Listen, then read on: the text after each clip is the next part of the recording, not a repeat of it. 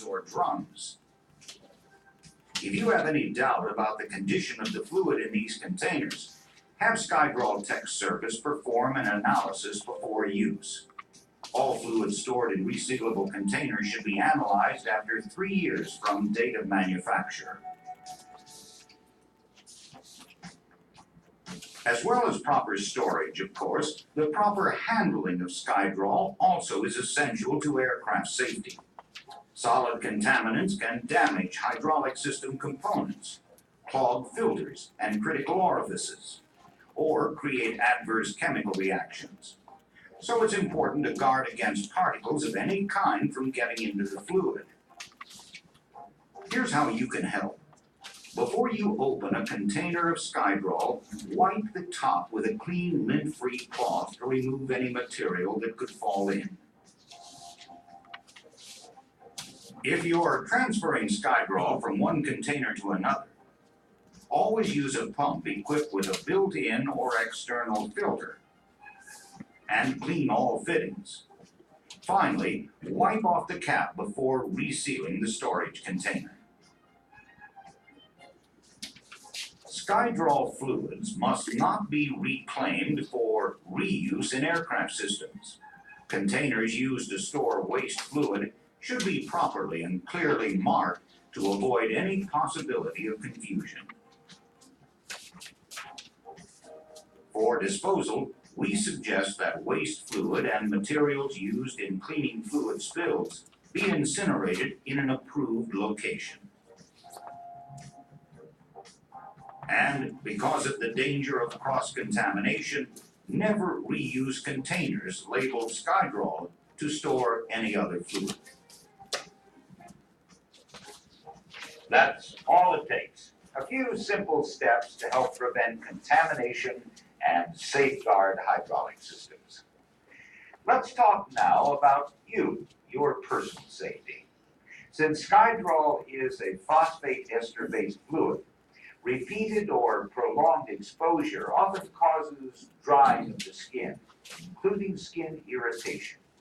Skydraw also causes pain if you get it in your eyes. So, let's start with this fundamental guideline. When you're working with Skydraw fluids, always wear eye and hand protection.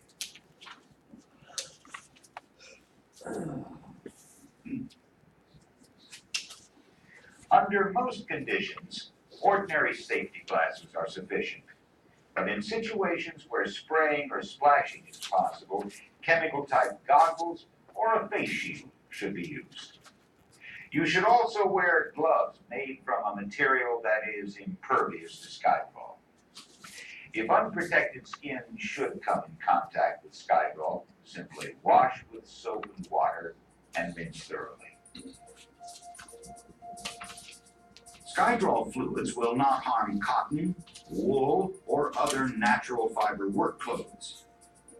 If fluid should spill on your clothing, change to another uniform and wash the soiled garments before wearing them again. Skydraw won't affect most work-type leather footwear. However, rubber soles and heels will soften in time if Skydraw is not cleaned from them. For cleaning Skydraw from tools and hydraulic system components, we recommend SkyClean Aviation Solvent available from your Skydraw distributor. Trichloroethylene, TCE, is not recommended for this purpose because it contains chlorine, a serious hydraulic fluid contaminant. For spills, first wipe up the puddle with disposable toweling. Then spread an approved oil absorption floor sweep and allow sufficient time for it to soak up the fluid. Next, wipe the floor with SkyClean Aviation Solvent and finish the job with soap and water. If Skydraw is accidentally spilled on aircraft tires or other components, clean the area with soap and water. Never use petroleum solvents on rubber tires. During normal service procedures, wipe any spilled Skydrol off valves, caps, and lines as a matter of routine good housekeeping. But what about situations that aren't routine? A high-pressure leak, for example, or Skydrol coming into contact with a hot surface, such as an aircraft brake. Here's another rule. Anytime you could be exposed to mist or fumes, always wear an approved respirator, one that removes organic vapors. If an unusual leak of this type occurs while you're working nearby, first get away from the mist. Then shut off the pressure and put on a respirator before returning to repair the source of the problem. If you are accidentally exposed to mists or vapors from a Skydrol fluid leak, you may experience nose and throat irritation, accompanied by coughing and wheezing. These symptoms will subside with no lasting effects after a few moments of fresh air. People suffering from asthma, however, may have a more severe reaction, requiring oxygen and follow-up medical attention. So they say. If you should get Skydrol in your eye, flush the eye with clean water or a standard eye irrigation solution. After thorough flushing, drops of mineral oil or castor oil will provide some relief from the pain. Mineral oil or castor oil is preferred over unmineral products such as milk, which may contain bacteria that can cause infection. The thing to remember if you do get Skydrol in your eyes is that although it may be painful, it has not been shown to cause damage. So they say. If you practice safe handling procedures, these first aid measures should never be necessary. Glasses and gloves are all you'll normally need to work with Skydrol on a daily basis. And one particularly important task you'll be doing regularly is collecting hydraulic fluid samples. We suggest that fluid samples should be scheduled for collection and analysis about every 6 to 12 months, or whenever a fluid stress situation, such as overheating or contamination, is suspected. Regular analysis is important. If additives contained in the fluid are damaged or depleted, the performance of the entire hydraulic system can be affected. To make the sampling process convenient, your Skydrol distributor provides kits that include everything you need. Each kit contains pre-cleaned sample bottles, information tags, a return mailer, and complete instructions. Begin by activating the hydraulic system pressure and locking out system components. Allow the fluid to circulate for about 5 minutes. Then depressurize the system before proceeding. Using a waste fluid container, drain 1 or 2 pints through the sample valves in the aircraft hydraulic system to flush out any settled contamination from the valve area. After this flushing procedure, fill a pre-cleaned bottle with system fluid. Cap the bottle tightly, taking care to prevent any contamination from your gloves from getting into the sample bottle. Fill in all the information requested on the Skydrol resistant tag. Place the bottle in the plastic bag. Fold in the tag. Place the sample into the original mailing box and send it to the Skydrol Tech Center. Fluid samples may be sent individually, or if several are taken during a short period, these may be combined into a single shipment. Your maintenance supervisor should follow this shipment with a letter or telex providing details about the samples you forwarded.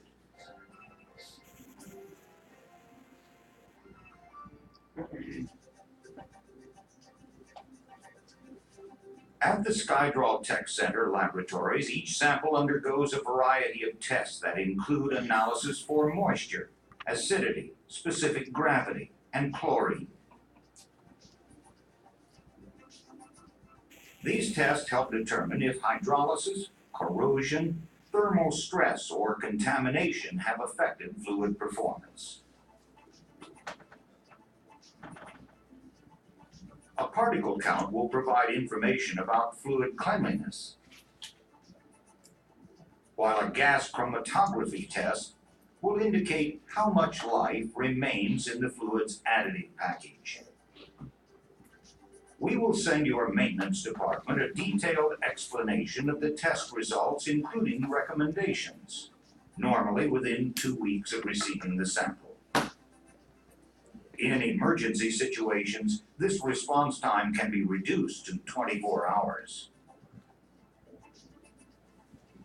Before you even send a fluid sample to our lab for analysis, it's possible to make some judgments about fluid quality by examining its appearance.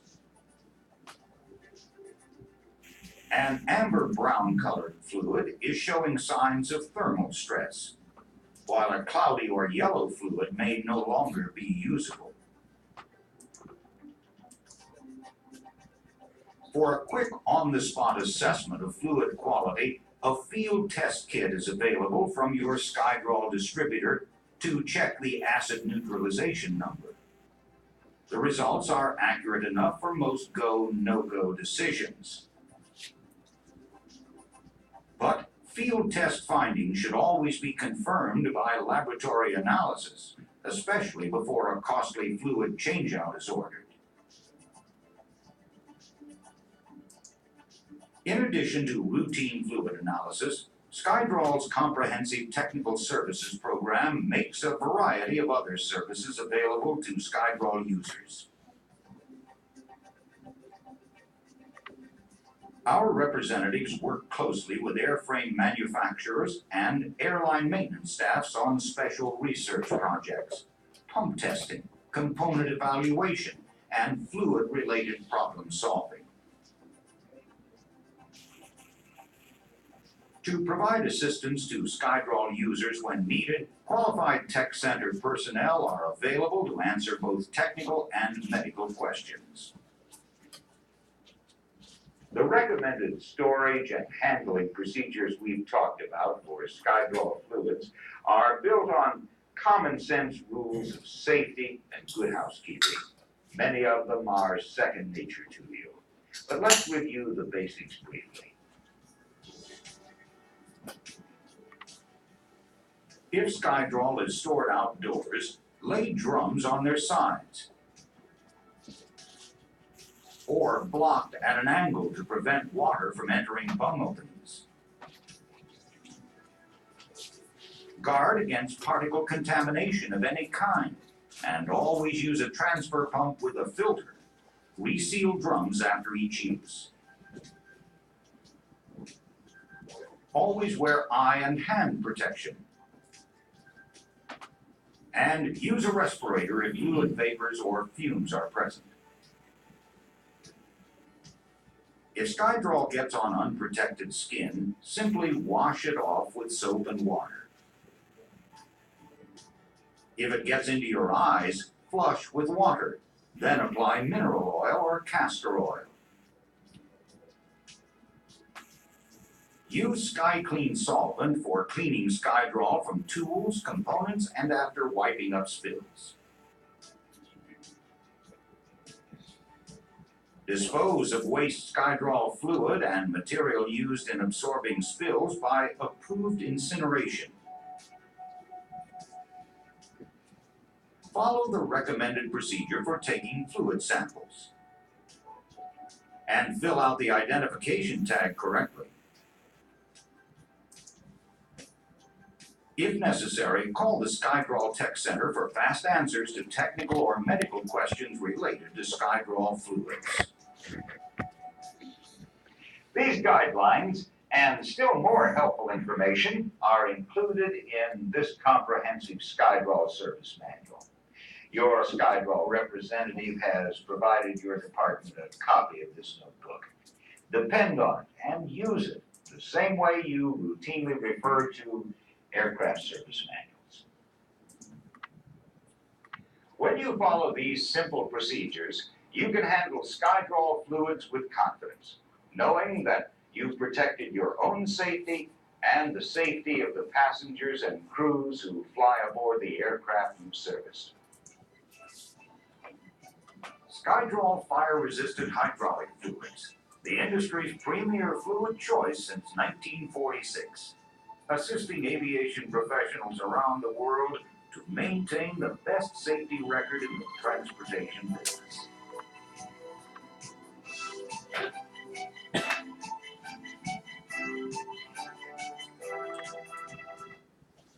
I looked up the AVIM library to see what literature I've got.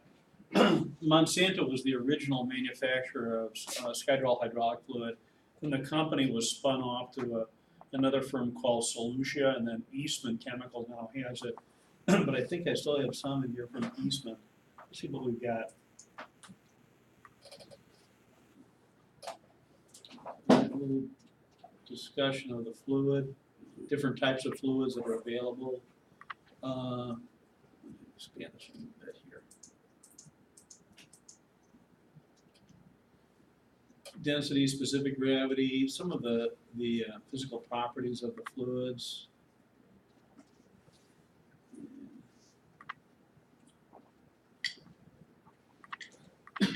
And I think someplace around here too, I've got a compatibility chart with materials. I don't know if I've got that. There we go. This is the reason I wanted to show you. There's an FAA test question that will ask you where you get information on compatibility of a particular fluid with materials that might be used or come in contact with it. The correct answer to the question is something like this, a technical bulletin that Skydrow produces. So that's where you get the information. Also, too, I looked up the Eastman website while that video was playing.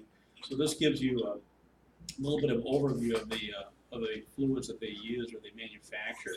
Let's just take a look at sampling and in-service limits. Okay, so if you take a look here, what they've got is a chart broken down by manufacturer, what's considered to be the acceptable limit of serviceability for fluids. So again, they're all vary a little bit, but it gives you an idea of what's considered to be the service limit for in their particular aircraft of what would be considered to be acceptable. Moisture contamination maximum limits, neutralization, and again, this is important because, again, as the fluid becomes more acidic, it no longer becomes usable. And the standard is about 1.5 for the neutralization number on from many different manufacturers, Airbus, Boeing, Lockheed, Gulfstream, Bombardier, and so on. Contamination standards for particle size for a fluid sample. We'll talk about this when we get into filters, but they're using a classification of particle size by number and size. I don't know which particular mil-spec that they're using, but generally they're all class 9 is considered to be the acceptable standard with the exception of one. That would be Lockheed. And that's about it. When we have to check for contamination of chlorine, usually what they do is they subject a fluid sample to a halogen detector. And again, that would be an indication of how much chlorine exists in the fluid. Also note too, in your Merrill Fluid Power Book, you might want to find the place where they're talking about phosphate ester-based fluids. They suggest that trichloroethylene is an acceptable cleaner. Absolutely not. So if you find that information in the Merrill Fluid Power Book about an acceptable cleaner, nothing containing chlorine is considered to be an acceptable cleaner for phosphate ester-based fluids. Okay. All right. Anything else? I think that's about it. Let's now talk maybe a little bit about seals that we use in aircraft. I had one quick question. Sure. You said chlorine is, what was the problem with chlorine? That was acidic? It makes it acidic, Okay. just like moisture does. Okay. It's a huge contaminant. And let's see what else. Seals. Okay, here we go. I think you all realize that in order to prevent leakage internally and externally of components with hydraulic fluid, we have to have seals that are devices that are employed in the equipment. And prevents internal and external fluid leakage and air entrance. And what you should know about the shape of the seal, it's really defined by its cross-section. For any of the seals that we're going to be talking about, if you were to cut the device in two and look at its cross-section, that pretty much defines its term, or the term that it means. So for example, we've got seals that are defined as O-rings, X-rings, D-rings, V-rings, U-rings, square rings, and T-rings. So if I ask you how seals are kind of defined, they're defined primarily by the cross-section. If you cut a seal in two and you look at it in cross-section, that's how we define the seal. It's kind of interesting too, the evolution of how seals came about. When you look to see in the old days how they manufactured a seal, it was kind of crude, but it worked. What they did was they took something like a mandrel around a cylinder, and what they did was they coated it with rubber, and then they cut strips off of the mandrel. So of course the cross-section that you're going to get is going to be something that's square in cross-section. This was probably the very first type of seal that was manufactured. The problem with using cross-sections like a square, like you find like in a rubber band, is that it doesn't seal very well when it's put into service. It doesn't have uniform, how can I put it, deformation. And again, all seals really seal by a small amount of deformation. So it doesn't really fill the gland or the area that it's in to provide for best sealing. An advent during World War II was the development of a seal that had a round cross-section, which you now know is an O-ring. And again, it's not called an O-ring because it's round in circumference. It's called an O-ring because if you cut the device in two, it's rounded cross-section that way. There's other seals that came about for specific applications. Sometimes we've got some seals that require support one way or another in order to prevent them from rolling when they're in installations. So we developed a seal that has got a cross-section of a D. We use those a lot of times in aircraft shock struts where you've got a piston and a cylinder, and under compressive load, we want to prevent that seal from twisting in the groove that it's being positioned in. So we came up with that type of seal. There were also seals that we call chevron or V-type seals, chevron or V seals, and those seals were probably used also initially in shock struts, and they're designed to take pressure primarily in one direction only. And again, when the aircraft is in compression during the shock strut is in compression during landing, we want to prevent the escape of oil from one side of a piston to the other. So they were kind of popular then. But we'll talk about some of these particular seals as we kind of go along. Nomenclature again is defined by cross-section. Really, they got this T-ring seal kind of facing kind of 90 degrees the way that it's supposed to work. But I'll show you I'll talk to you a little bit about T-ring seals in a bit. But nevertheless, the cross-section of it is in fact a T. O-ring, O, D-ring, again, it's got a kind of a D in cross-section, and the V is a V-ring. The picture that came out of your new general book kind of shows you the same thing. So, Could you explain the X-ring is sometimes used on transmission housing covers, where it provides four areas that specifically seal rather than just one. And sometimes gaskets that they use in mostly transmission housing, some gearbox assemblies will have an X-ring in it as a seal. Elliptical rings, not exactly round, not exactly square, but they've got an ellipse in their cross-section. So, all right. There's two terms that I want you to be familiar with when we talk about seals, and they're kind of misleading in a way. One type of seal could be generically referred to as a gasket, and what we mean by a gasket is that there's no relative motion between the two parts that it seals, where you've got a cover on the end of an actuator where neither of the two components actually move in reference to each other. We find sometimes a gasket installed there, so that's considered to be a stationary or a static seal. There's another type of seal that we sometimes find used in aircraft. It's called a dynamic seal, and more commonly it's called a packing. Now, these are old terms. In some cases, you'll see that some airframe manufacturers refer to all seals as being packings. And even when you delve into the military specifications, everything is called a packing. But the old-timers still refer to things being packings where you have relative motion between parts. So, for example, if you've got a groove on a piston, the piston is sliding back and forth inside of a bore of an actuator, a cylinder, that device could be termed a packing. But when we're talking about stationary devices or no relative motion, we're talking about gaskets. For static seals, gaskets, we can have materials that make the device flexible. They can be made out of rubber or some elastomer. They could also be made out of some metallic type of compound, a crush washer or a combination of a crush wash, a semi-solid that's used with it. We've also got combinations of kind of backup rings that are used with seals that are called loco seals or stato seals. So, but those are generally all versions of gaskets. They have no relative motion as a function of the two parts that they're sealing against. Dynamic seals, on the other hand, again, there's relative motion. Some of the dynamic seals are only designed to seal in one direction best. An example of that would be the V-ring seal. V-ring seals, when they're used, the way that they're installed would be so that the pressure faces, or the bulk of the pressure faces the lips of the V-ring. If pressure is found on both sides of where the V-ring sealing has to be sealing, we'll have opposing V-rings that are used in the installation.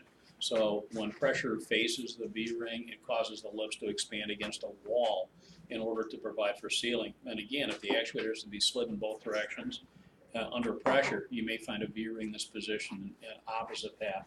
These are called the lips of the V-ring, or the open side of the V-ring. The other side of the V-ring that is closed is called the apex. So we got the open side, or the lips, and we've got also the apex, or the closed side. But anyway, we'll talk about that in a minute. Some seals are bidirectional. They're used sometimes where they seal either a piston or a rod against a cylinder wall, and I'll show you a little bit about those. In particular, we have seals like T-ring seals that can be designed to seal a rod as it slides back and forth, or be used in the annular groove of a piston in the land area so that the piston is sealed against its wall. But I'll talk about these more as we go along. We also have used in hydraulic systems with seals devices that are called anti-extrusion devices. Commonly, these are referred to as backup rings. They can be made out of a lot of different materials. In the old days, the backup rings were usually made out of leather. But leather is considered to be obsolete today. It's inactive for new designs in aircraft. The reason being is there was a tanning acid that's used in leather, and that tanning acid is somewhat corrosive when it comes in contact with components and hydraulic systems, mostly some metals. So they're considered to be obsolete. They're not used in current designs. However, some really old pieces of equipment do in fact have leather backup rings in them, and they are currently manufactured. Years ago, I bought a selection of rings that we use for the checkouts in the lab, and I was able to secure a brand new leather backup rings. So they are manufactured, even though they're considered obsolete for modern design. We also have polytetrafluoroethylene, which is known as Teflon, PTFE. That's probably a more common material that's used for backup rings today. They're usually white in color. They have no shelf life with them. And again, they're pretty much impervious to most chemicals, so they're inert. Probably a better material. There are some backup rings that are also made out of nylon too, but they're not as commonly found. Also, in addition to seals and anti-extrusion devices, we sometimes find wipers and scrapers that are used in cylinders and actuators. The wipers' primary function is to spread hydraulic fluid onto a rod. It's usually made out of a piece of something that's somewhat porous, like felt, and the scrapers are usually metallic with a lip on them, and they're usually positioned sometimes at the mouth of an actuator with the intent of scraping off debris before the rod is retracted inside of a cylinder. They're used a lot of times in the construction equipment, bulldozers and earth-moving equipment, where the hydraulic fluid would be compromised as a result of debris getting inside of an actuator, or maybe even scoring the actuator rod itself. So they've got these devices called scrapers that are mounted on the outside of the actuator that knock off the big chunks of material before it can damage the actuator rod or prevent contamination from getting into the actuator. O-rings, the FAA is gonna have a test question for you. What's the most commonly used seal to prevent internal and external leakage? The O-ring is. It has uniform deformation that is predictable. I'm gonna show you a few slides in a bit that show you some typical applications for its use inside of a groove. But it's a big advantage over other types of cross-sectional types of seals because by a small amount of compression, it has deformation that is predictable that will provide for generally equal sealing inside of a land area of a groove. So it works really well. There's an aerospace sizing standard that's used for O-rings, and it's Aerospace 568. And this was developed many years ago, but we have what are called standard size O-rings. We also have boss size O-rings. And you'll notice that there's usually a drawing number that goes with a seal, like an O-ring seal. For example, MS28775. This is a drawing number. When you attach a dash number to it, for example, like 012, this becomes a complete part number for a seal. But again, the drawing number kind of specifies a lot of things. If you were to delve deeply into it, it specifies the material of the seal. It specifies maybe the sizing, but the sizing is really dictated by the aerospace standard. This gives you the specific dimensions of the seal. And the way that the aerospace sizing standard works for the standard sizing, you'll see groupings of dash numbers, for example, 0, 01, all the way down through, say, 016.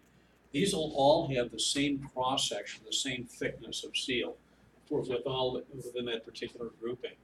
And what will vary going from 001 through 016 is the inside diameter of the seal, usually in fractions of an inch. So you might find that the cross-section of the seal is 0.035 for all of them from 001 through 016. But what becomes incrementally greater is going to be the inside diameter.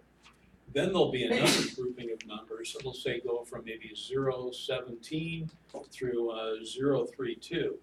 These will have maybe a cross-sectional thickness that's a little bit bigger than the previous one, and then increasing in increment size, they'll all have a slightly greater inside diameter. So that's how the standard sizing kind of works. Now, the only thing that you really have to be concerned with as a mechanic is using the correct seal. That's it at a bottom line. If you're looking at a service manual and they're telling you to install a particular seal as a replacement, it should be the size that's indicated in that service manual or in that illustrated parts catalog. By doing that, you know that you've got the correct size that should be indicated. But that's it. There's another sizing standard that they call a boss sizing standard. These are usually used as gaskets. A lot of times when we've got a drain plug that's part of a transmission housing, or sometimes maybe a gearbox, on the drain plug of either of them, you might find a boss seal that's installed there. These have dash numbers that usually begin with a 900 series up, and they vary in size by a 1/16 of an inch in increment sizes. So, but these are the two different variations in the aerospace sizing standard for O-rings. Be aware too, if you're working in other industries, particularly the automotive industries, believe it or not, there's a German sizing standard for O-rings. There's a Japanese sizing standard for Japanese vehicles as well. So again, this is the aerospace standard, but again, primarily concerned with aircraft. Okay, so that's what we have. What I want to reinforce to you is this: the way that those seals are sized. They're sized by two incremental ways. They're sized both by width, which would be cross-section, and the inside diameter. And again, what you find in the chart, looking at any of the seals by drawing number, they'll have a certain section that have the same width, but they vary by inside diameter as they increase. And the chart kind of builds upon that. That's how it works. Okay. And as far as the, well, here it shows you 0 through 099. What the cross section is going to be 070. If you look at all of them from 1-100 through TAC 199, they're all 103, and then they get progressively larger in inside diameter. The boss sizings are used on things like tubing in some cases. or they're used on a lot of aircraft hardware that's sized, of course, by 1/16 of an inch increments. All of the AN fittings, they vary in size by 1/16, so they fit around grooves of drain plugs and a lot of things that have that particular increment for sizing. So, for example, a 902, it's a 1/16 of an inch, fits an OD of a 1/16 inch tube. 904 quarter inch, 916 1 inch, 920 1 1/4. So that's how it kind of works. Okay. This is used not in aviation, but if you're working in other industries, they have a sizing gauge that might be used for figuring out what size a particular seal is, but it drops onto a cone and you can pick up the dash number kind of going that way. But it's not really of much benefit in this business. We're supposed to be selecting seals that have been individually packaged out of from a package in a sealed container. But in any event, if you're working in maybe a Caterpillar tractor, or you're working in the truck industry or automotive, this is kind of a handy tool. They've got a pie tape that's used for really big seals. And again, it gives you an indication of what the dash number of that seal or the size of that seal might be. Standard sizing, again, here's a chart, MS28775. And again, if you look at the chart, it's broken down into groupings of part numbers that they have here. So again, the first grouping probably has got the same cross section and they grow in inside diameter. Then the next grouping, you'll see a little larger cross section, bigger inside diameter, so on and so forth. Notice also too the nomenclature that they call this. They call these packings, preformed hydraulic. So again, generically they refer to everything in this chart as being a packing. But again, the old timers sometimes refer to seals two different ways. Gaskets being static seals and packings being dynamic. There's some other interesting things that are in the tables. In some cases even restrictions on their use, but it's designed primarily for engineers. But this is a military standard drawing number. Okay. Boss sizing. Here's an example of how the boss sizing is used. So again, I pulled up the military specification for it, and again, you can see they've got on that drain plug, they've got a boss type seal that's installed on it. I don't spend a lot of time trying to enforce or try to memorize numbers, drawing numbers or part numbers, complete part numbers or sizes, because it leads to a lot of confusion and it's pointless. If you're, again, if you're replacing a seal that's used in an assembly, you're referencing approved, accepted literature from the manufacturer by the FAA. So again, you should be installing the same size as what's been dictated in that manual. In the old days, everything had an AN number, but now they've converted a lot of the AN drawings to MS specifications, and they've got a completely different number that goes with them. The boss type seals used to have an AN 6290 designation, and now they use an MS 28778 size, or drawing number anyway. Okay. This is the advantage of using an O-ring in an installation, particularly when it's in a gland area of a seal. The idea is that it has a certain amount of compression that provides for uniform sealing. In general, there's going to be a compression of roughly 10% when a seal has been used, but that's a big swag. If I were to show you some engineering documentation, you could see that it varies. Maybe that particular installation involves some type of torque, and the variation of what they might have for the amount of compression is going to vary based on that. Or there's some types of radial loads that are imposed on the thing. But in general, if I were to ask you how much compression an O-ring takes when it's normally installed in a correct grooved area, it's about it allows for about a 10% squeeze. Okay. You can see what the seal does. There's a certain amount of flattening or deformation on the seal, and again, it prevents liquid from escaping to the opposite side. And again, what happens when you don't have the correct seal installed? Obviously, you've got leakage, and again, it provides for the seal to be there. This is a problem. Again, you have to make sure you've got the correct seal installed, otherwise it's not going to be good. Also note too, there's a consequence of sealing with an O-ring, and it's because you've got a clearance between the parts that you're trying to seal against leakage. there's going to always be a certain amount of extrusion that's present. That extrusion can damage a seal. But again, if the pressure is minimal, or at least with a tolerable level, the amount of extrusion is going to be limited and you don't have to worry too much. But again, a consideration more of engineering than of maintenance. What do we do, or what do manufacturers do in order to prevent excessive extrusion under high pressure? They install a device called a backup ring. And the backup ring does just that. It's an anti-extrusion device. It's applied on the low pressure side of where the seal is trying to seal. So for example, here's a great deal of extrusion that's occurring as a result of applying pressure to the seal. It's attempting to tear it in two. So what we've installed on the low pressure side is a backup ring. And again, it serves as a support for the seal. So that's kind of important. We'll talk more about them in detail in a bit, but that's really what they do. There's a lot of different varieties of these backup rings. Some of them have got a single spiral cut in them. Several of them styles have a multiple turn spiral with scarf cuts in them, and some of them are just continuous rings. Again, they're used sometimes on plug assemblies in addition to an O-ring where they can be just slid on from the one side of the plug. You don't have to know this, but I've been around a while, and this kind of shows you the evolution of how the part numbers went. I got curious one time and kind of looked to see, but they changed the materials in a lot of the military standards to be materials that are more resistant to temperature. So you can see that, like initially, the common gaskets and packings were AN 6227 and AN 6230. That evolved into a differing material later on as MS 28775. And the Boss type seals eventually evolved into a different part number. But the temperature ranges that they can sustain are actually quite wide. And then later on, they came up with a different military spec that's even wider.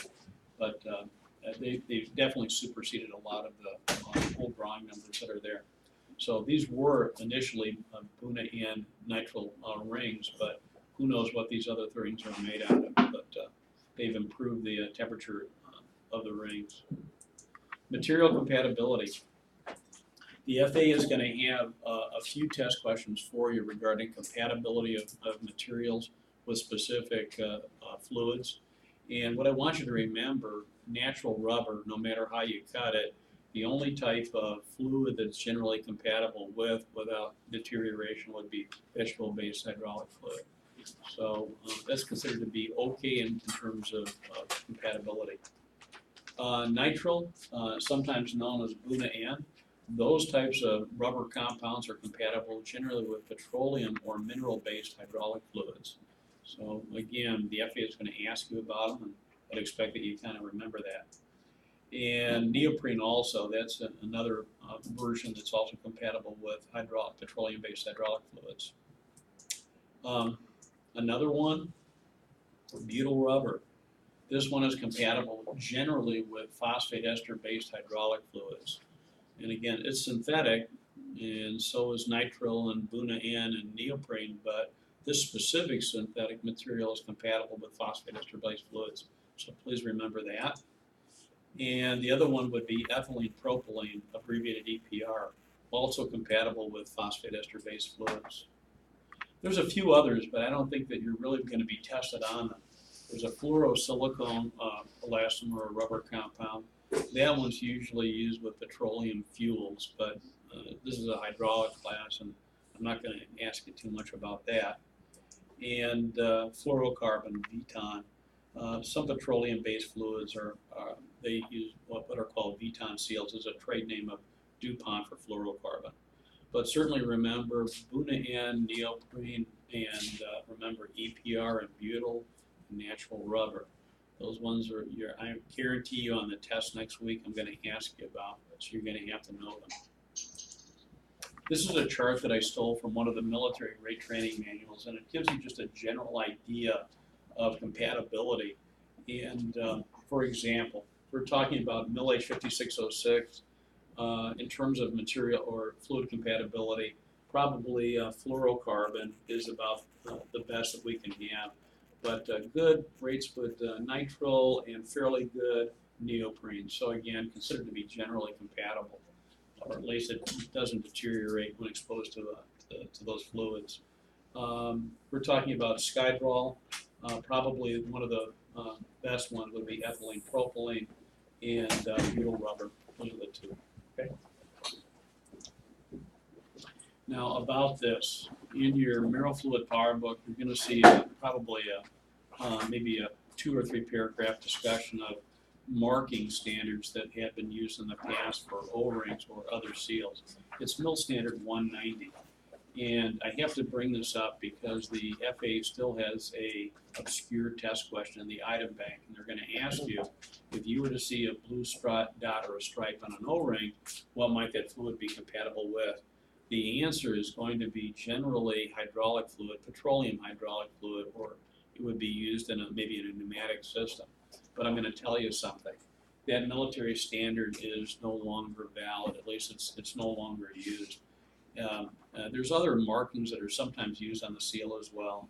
Maybe a red dot or a stripe, or a yellow dot or a white stripe or a green dash, or combinations of things that are used. But anyway, this mill standard is no longer observed. What we want to do is we want to verify that we are using the correct seal by looking at the package that the seal came enclosed in. That's really the most important thing. If you're using the correct drawing number and dash number as specified in a manual, either the service manual or the IPB, this thing is kind of a moot point. Color coding should never be used as a primary source of information about seal materials and system usage. The reason being is different manufacturers may have a different color coding standard than what's specified in mill standard 190. So again, and also the markings aren't very permanent. In some cases, you can rub them off with your finger. I know so because I've done it. The most reliable source of seal information is found printed on the seal package. Part number printed on the seal package should match the illustrated parts breakdown and maintenance instructions. That's it, okay? Seal information. This is probably one of the most valuable slides that you have in the student PowerPoint. If anything, capture this particular slide. Otherwise, you'd have to look up each of the drawing numbers to find out what those seals are actually made out of. And in some cases, it goes back to a qualifying standard that is sometimes difficult to find out from that. But it's kind of a good chart. So for example, the seal materials, what they're made out of, is kind of listed here. Most of them are nitrile or fluorosilicon or Viton or some other material, but that gives you an idea of what the materials are made out of. But again, if you are selecting the correct seal by virtue of what's specified in the manual, that's all that you need to know. The reason the FAA is so concerned about this, though, is they want you to be aware of that a seal that is not compatible with a particular fluid will deteriorate. And again, it will lead to leakage and possibly failure of the component. So just be aware that, we have to abide by what's in the service manual. Okay. This is a funky tool, and I have one of them. This is called an ORID. And the way that the device works is by checking the relative elasticity of a material. I think they measure the durometer of the material. And what you're doing is you're bouncing a leaded or a weighted object against the elastomer and checking the rebound of it. And from that tool, you can sometimes get an educated guess as to what the material might be. If you want to see the magic beans, I'll show it to you out in the shop, but I've got the tool if you want to see how it works. It's a handy tool if you're working on something that where you've got an unknown seal and you're trying to make an educated guess as to what it might be.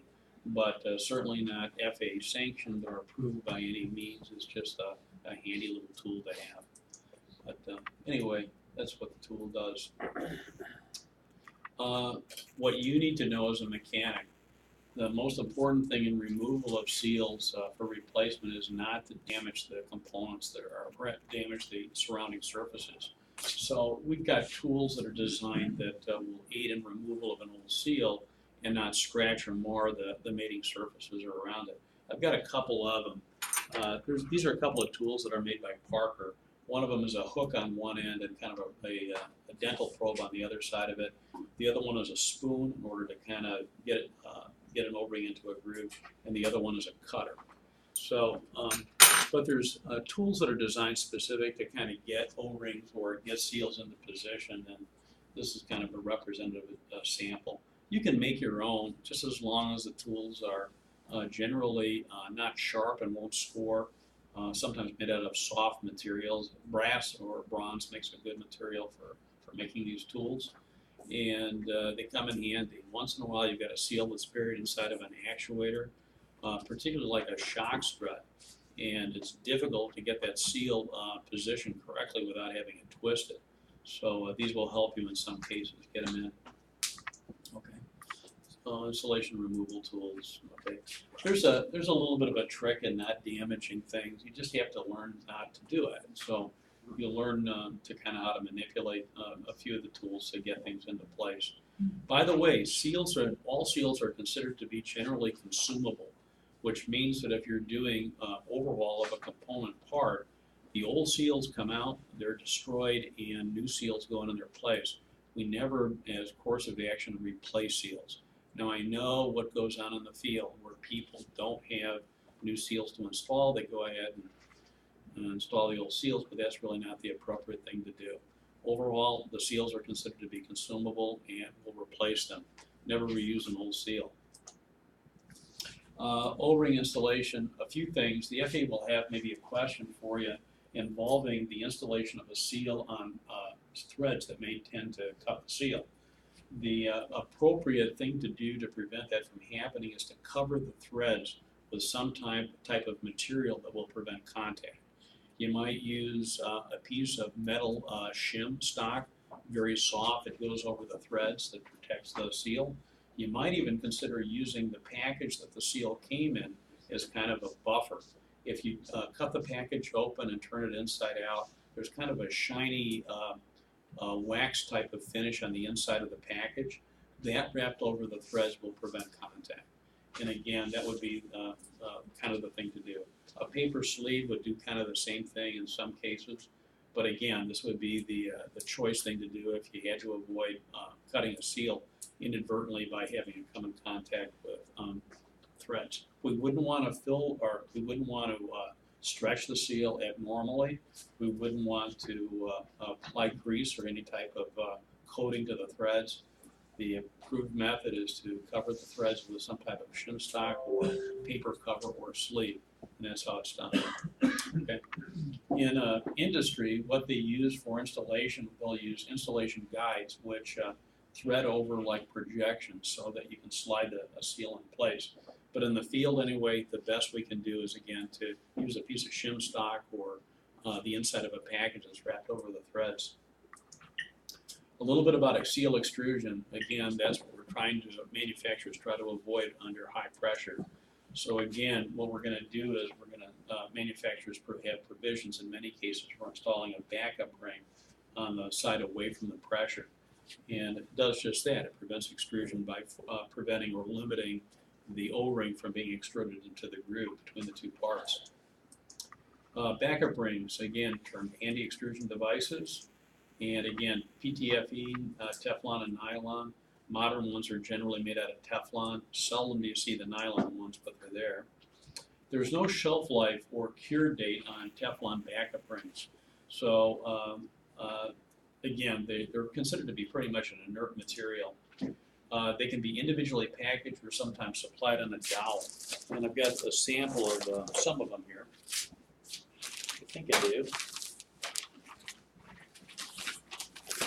Oh, here we go. Here's some backup rings that have been put on a paper dowel, cardboard dowel. The dowel was marked with the part number. So again, that's how they kind of identify them, or at least hold them in place.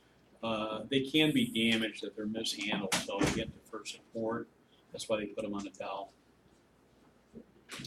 There's a general pressure that I want you to remember. And the pressure at which we have to be kind of concerned with extrusion is right around 1500 psi. And I'm not saying that we don't have backup rings installed in lower pressure devices, but Anytime the pressure approaches 1500, we have to be concerned with extrusion. So sometimes on the low pressure side of the seal, you'll find a backup ring installed to prevent extrusion. Some glands may use 2 backup rings, one on each side of the seal, and I'll show you a picture in a minute. However, if there's only 1 backup ring to be installed, it always goes on the side away from the pressure, on the low pressure side. With leather backup rings, those are kind of unusual. Those have to be prepared before installation. The way that they were prepared when they were used was to soak them in hydraulic fluid and then use them. They're also have to be installed in a certain way. They have to be indexed against the O-ring a certain way, and I'll talk to you about it in a minute. But the proper way to prepare them was to soak them in hydraulic fluid prior to use. With leather backup rings, there are 2 sides of the leather backup ring, and I think I've got one here somewhere. If I don't, I'll take you out to the shop and show you. I've got one here. Here's a leather backup ring. Let me just look at that one camera.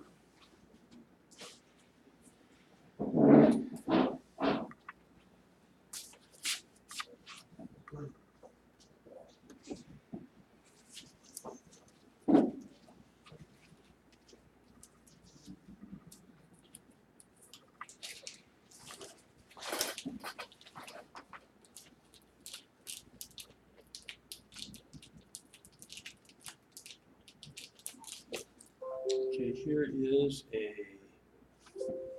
leather backup ring. You'll notice that one side of it is dyed red, just dyed.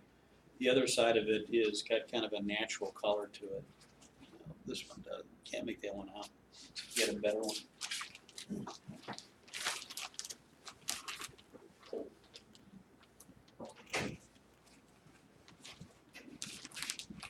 The dyed side is usually referred to as the hair side of the leather. Before the leather has been tanned, and it's this side of it that's got the smooth finish. What they've done is they've shaved the hair off of the hair side, and then they've tanned it. The other side is kind of rough. This would be the flesh or the cut side of the leather, and make that out. Okay, it's kind of rough on that side. This side of it is going to be the hair side. That's the side that's going to go next to the O-ring.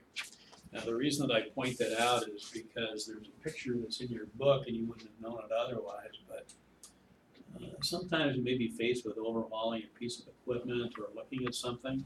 You're going to have to know how to install those leather backup rings. The leather backup rings installed so the grain of the hair side faces the O-ring. Okay. So here's a picture that's in your Merrill Fluid Power book. So they show you an actuator cross section, and they've got a backup ring. Actually, they've got backup rings in a couple of locations. But here they've got a backup ring on the low pressure side here. They've got 2 backup rings, one on each side of the O-ring. And they're showing you a close-up detail of the leather backup ring in this picture.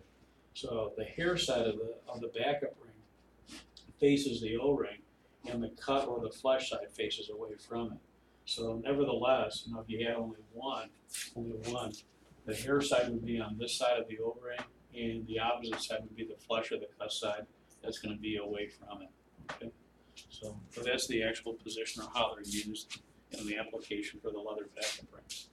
So remember that. I might ask you this on maybe the test next week. Okay, is there a reason for that other than that's the way it is? The smooth side, I think, is less damaging. It's more of a positive support for the seal. The flesh side, I think, is a little rougher, and maybe they're just trying to prevent leakage. That's all. Makes sense. PTE backup rings, Teflon ones. Well, these ones, they're pretty much the common style of O-ring or common style of backup rings. And you're going to find either single turn spiral cut ones, or you're going to find continuous rings, but they're available in these types of configurations for them.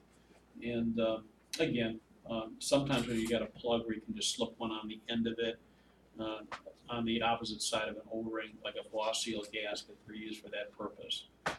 The FAA does have a installation question for you regarding these backup rings. And Here's backup rings that are used on both sides of an O-ring seal on a piston. But I want you to remember this regarding the multiple turn spiral backup rings. There's two things. One thing you have to remember, it's possible to mis-spiral that backup ring and have the scarf cuts facing the wrong way. Ideally, when the backup ring is in service and the spiral cuts are correctly positioned, you should end up with this after the Teflon takes a set. So what happens is the center portion of that backup ring will joggle in order to receive the scarf cut ends in a bit like this. So when it's in service, it should look like this. However, if you misturn the spiral so the scarf cuts face the wrong way, it's not going to do this for you. So the question that they have for you is which of the two correct positionings for the spiral backup ring. And this would be one before installation, and this would be the one after it's been in service. Do you all kind of see that? All right. I think I've got a picture of the question itself. And here's the question, okay? Refer to figure 12. Which illustration shows the correct spiral for a Teflon backup ring? And again, number 1, that's what it would look like before installation. Number 3 would look like it when it's in service, and number 2 is the one that you don't want. So again, that's what they're looking for the answer on the question. And anything else, I don't know that there's too much to tell you about them. Generally, the dash number that goes with the Teflon backup ring, it should match the dash number that goes with an O-ring if one is being used. So if you've got a dash number MS287755012, you might find use with it an MS28775-012. So again, the part numbers or the dash numbers generally should match. But again, that's just something that you might know. Always look at the manual. Okay. Anything else? What else? Backup ring inspection. I should have put this after O-ring inspection, but we'll talk about it now. It's possible that anything that is new could be bad. So just because it's new doesn't mean it doesn't have defects in it. Leather backup rings, check them, make sure that they don't have deformation in them. They haven't been crushed, deformed, or they haven't been cut in any way. So not fuzzy on the sides of them. It should be intact. And with Teflon backup rings, same deal. We should inspect those before we install them. You're looking for scratches, cuts, nicks, deformation, any type of compression damage on them. And again, this would kind of render the backup ring not to do its job. And again, what we want to do is we want to make sure that the spiral faces the correct way. And I'll take that out of there. But anyway, I questioned one of the illustrations. It was an old military manual, and one of the manufacturers wrote back to me and he said, yeah, you're right, the manual is wrong. When backup rings are used, and there's 2 of them, it pays to have them, the scarf cut opening staggered. So for example, if you've got 2 spiral backup rings, what we're going to do is we're going to have the scarf cuts here on this one and maybe the scarf cuts there on that one. That'll provide for better support of the seal as it's being used. And again, something like this, although it might seal, might work, it's not really the preferred method of doing it. Want to have them staggered. And this one has got backup rings that have been damaged during installation. What it did is it produced a nice wave in it that you don't want. And again, improper installation, the scarf ends are not staggered. Again, we don't want something like that. So again, try to stagger them if you've got 2 of them that are used. I want to talk about one particular type of seal that is kind of interesting. We have seals that are called T-ring seals. And I've got a sample of these that I'll show you. Just take them out.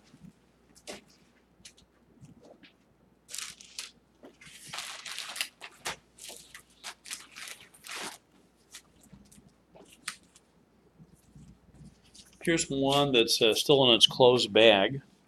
And I'll allow you to take this one out of the bag. It's already been opened. But what I want you to look at is it's got 2 supplied with seal backup rings that go with it. These are kind of newer innovations in sealing technology. At least goes back probably about 15 years or so. But the idea is it prevents a seal from rolling in its groove. And there's two different varieties of them. One of these seals is called a piston seal, and the other one is called a rod seal. You're going to see the application of it in a minute.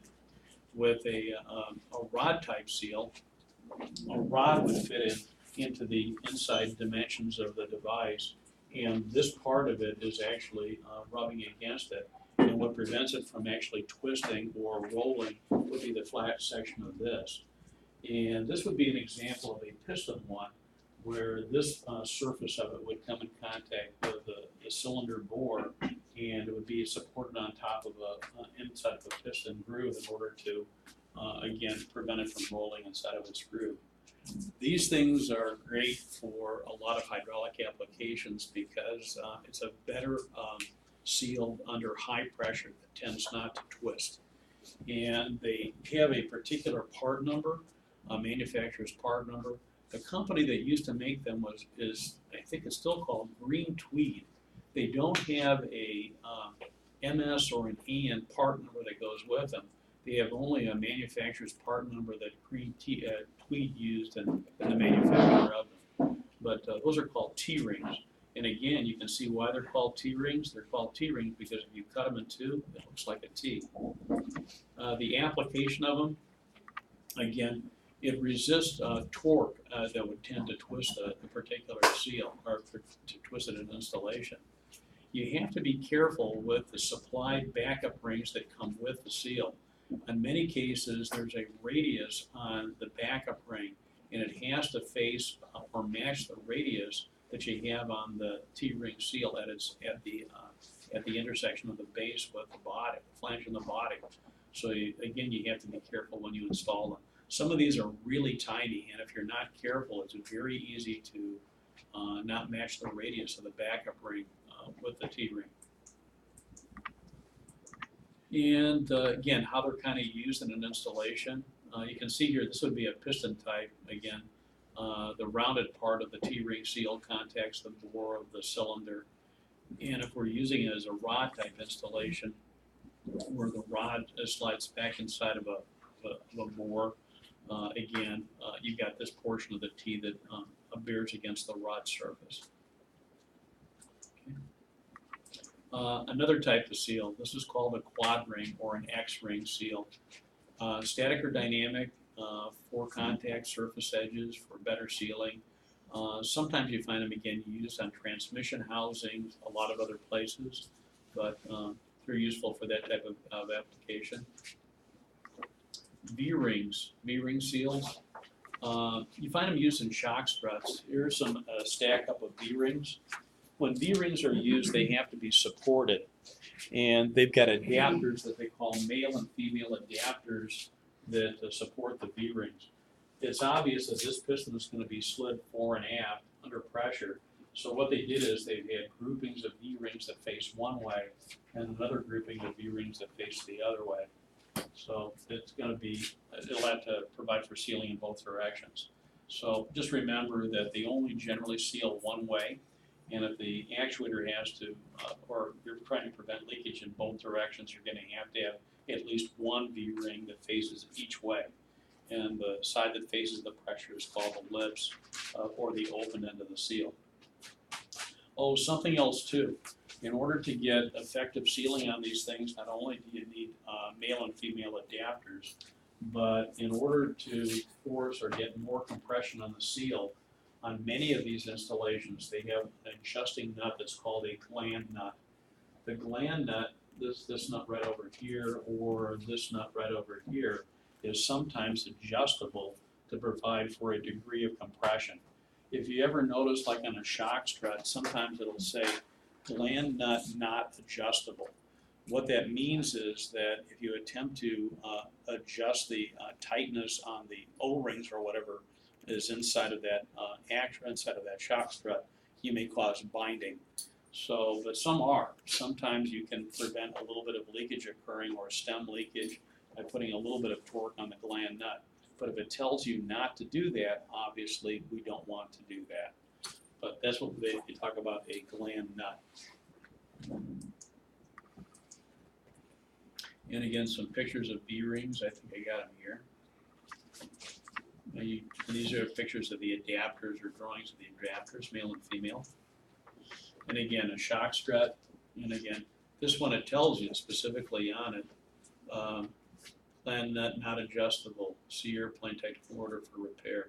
So a lot of times people are tempted when they see a little bit of hydraulic fluid leaking from the cylinder side of a shock strut. They want to just wrench down on that gland nut with a wrench, and they think it'll stop it. Well, it won't. Or it might even cause binding. U-cup seals usually used for low pressure. D-ring seals. These are usually specified for rod seals only. The rod goes in the center of them. They're sometimes used in shock struts to prevent the strut from causing rolling of an O-ring, or that might be installed. Solid metal gaskets. These are usually made out of aluminum or copper. They're sometimes used as spark plug gaskets. If they're made out of copper, they can be re-annealed, but you still do it here. In service, through heat, they become hardened. So to make them soft again, what we can do is we can heat them until they're cherry red, and then just dunk them in water, and then they get soft again. But they're also used in hydraulic applications as well. So,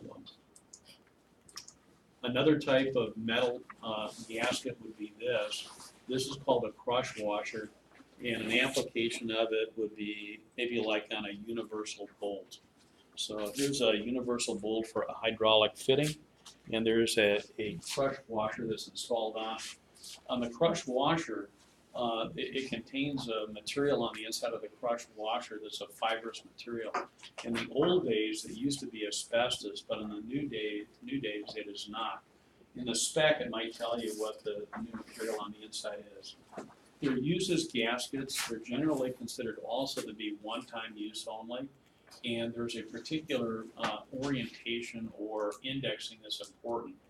The unbroken surface rests against the flange of the fitting or the bolt flange.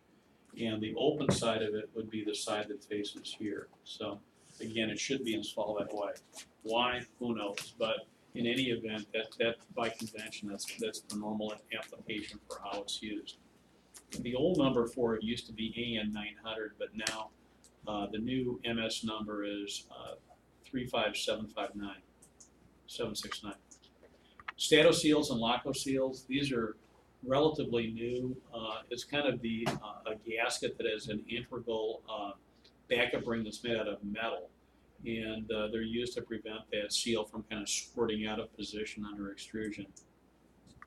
Scrapers that are used, I don't have a sample of these, but they've got a lip on them.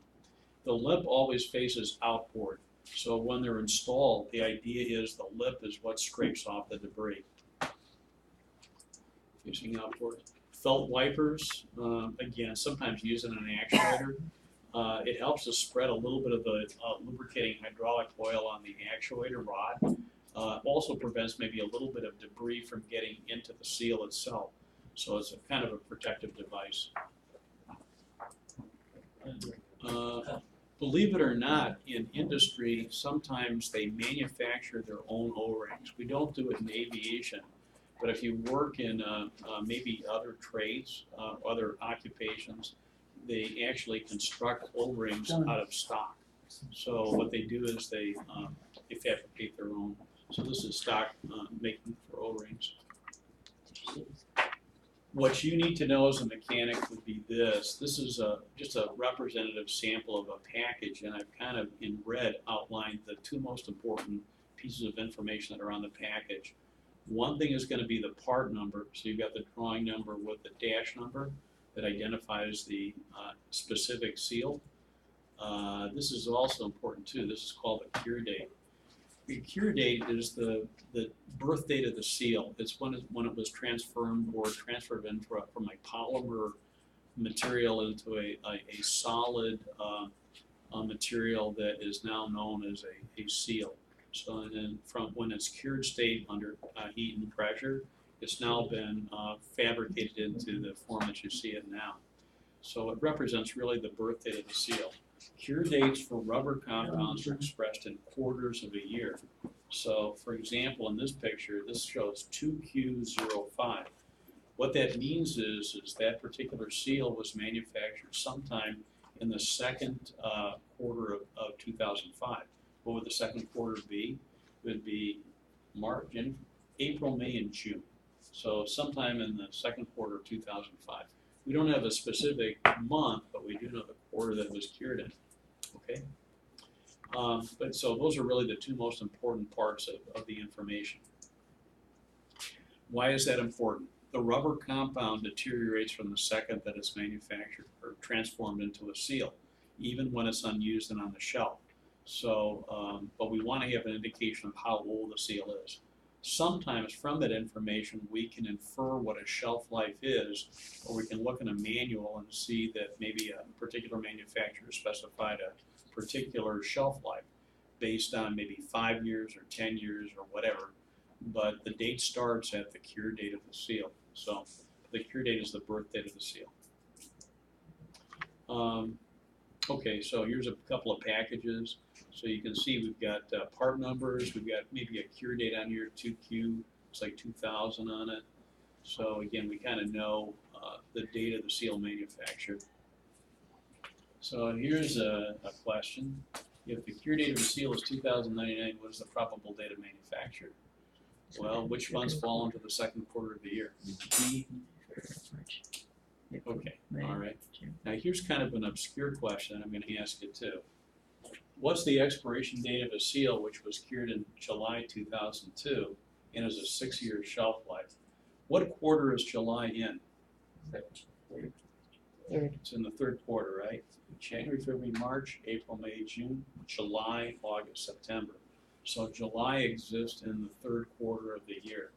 Now the seal isn't considered to be 1 quarter old until the last month of that particular quarter. So take a look at the samples of questions or the sample answers. If it's got a 6-year shelf life, which one is going to be in the third quarter but represents the last month in that quarter? Okay, so you broke the code. That's how it works. Okay. So again, it's not the first or the second month in that quarter that the shelf life is based on the last month in that particular quarter. Right. Assembly lubricants. Well, there's a lot of different assembly lubricants that can be used. What I'll tell you is these are usually used in industry, but in the field, what the FAA wants you to what they want you to remember, you'll use the same fluid for lubricating a seal prior to installation. Seals are always should be lubricated with the same fluid that exists in the system. And again, you have to be kind of careful too. There's all sorts of different assembly lubricants based on compatibility of the fluid that they might be used with. I've got some samples in the shop, in the cabinet, if you want to take a look at some of these. I've got a sample, I think, of Solutions for Skydrol, and I've got some Molycode 55. But anyway, they're there. Okay. Standard practice, just kind of real quickly. Store seals properly. Avoid contamination. Only install new seals and backup rings. Use only the specified seal and note the cure date. Do not damage gland surfaces during seal removal. Immediately discard and destroy seals that have been removed. Inspect seals before installation. What would you be looking for during installation, before installation? Seal. Nicks, scratches, flat spots, flash, any type of deformation. If it's been pinched, anything, any irregularity would prevent it from working. What type of inspection is used for seals? What do you do? It's visual. What might aid in that visual inspection? A magnifying glass. That's what I want you to say. Lubricate seals before installation with the same fluid used in the system unless otherwise specified. Protect the seal during installation, maybe a paper sleeve, whatever you got. And that's it. There's some information also in installing fittings that you might want to be interested in. The Merrill Fluid Power Book and a lot of the military manuals go to great length to show you how you install a seal on a fitting where you've got a backup ring that's used with it. But anyway, that's what they give you. The idea is not to damage the seal and correctly install it. I think I've got a picture here somewhere, maybe. Yeah, there we go. Okay.